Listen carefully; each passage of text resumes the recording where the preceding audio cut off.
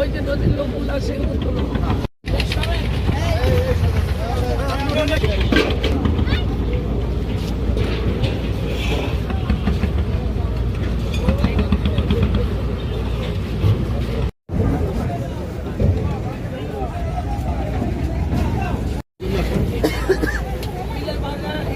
তারা বারবার ফোন করছে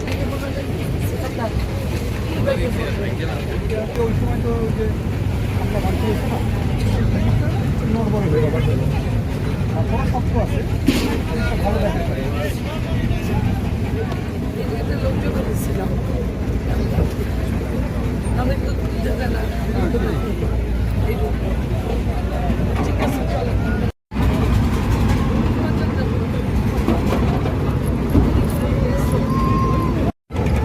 চরকাউয়া খেয়াঘাট, এখান থেকে হাজার হাজার লোক প্রতিদিন এরপর যাতায়াত করে। একটু ঝুঁকিপূর্ণ হয়ে উঠেছে গেটটির কারণে। এখন এই গেটটি নির্মাণও করা দরকার, আবার এই বর্তমান পরিস্থিতি থেকে উত্তরণও দরকার। আপনার কথা শুনতে চাই এই বিষয়ে। কথা দিয়ে তো কিছু হবে না, কাজ দিয়ে সব করতে হবে। আমরা এখানে জলের দুর্ভোগের কথা শুনে এলাকার লোকজন আমাকে জানিয়েছে, আমি এই জন্য আজকে আমাদের প্রধান নির্বাহী নাকি সবাই চলে আসছি যে জায়গাটা আসে তাদের সমস্যাটা কি।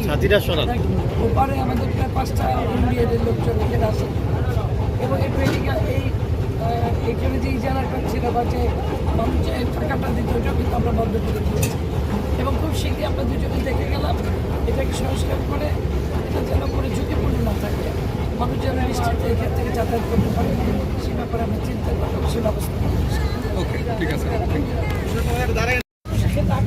আমরা ওই পেশার দোকান এই পারমাণবিক দোকান এই যে আর খানা সব দোকান করে দিচ্ছে এই যে বিস্কুট কারখানা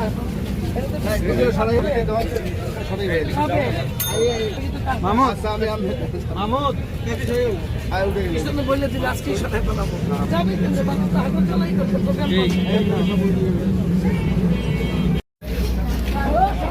ব্যবসায়ীদের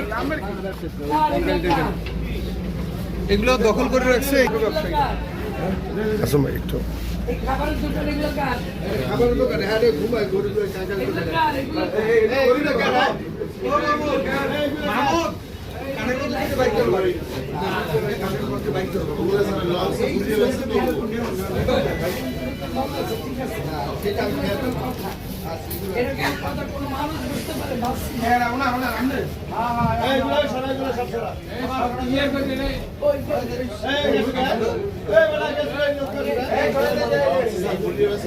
এই তো দেখাই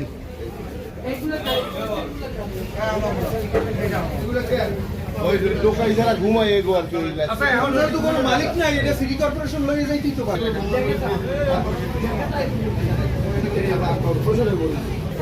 নদীর উপর বসে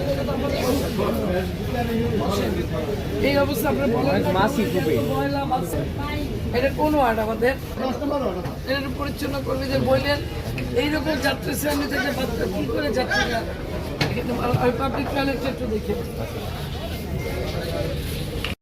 হ্যাঁ এই পুরা জায়গাটা দখল করা ওই পাশে হাঁটার কোনো জায়গা আছে বাবাকে বল ভাইটা তোর বাবার তো তোমার নিচে ও চাকরি করে জায়গা